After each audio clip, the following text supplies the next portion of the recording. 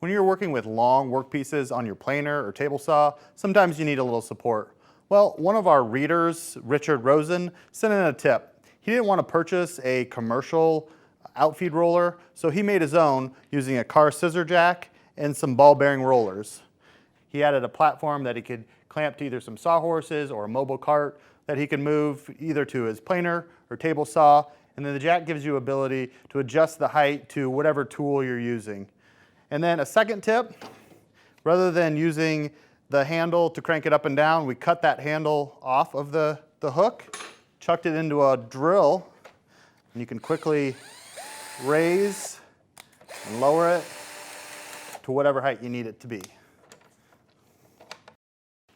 I wouldn't recommend stealing a jack from your wife's car.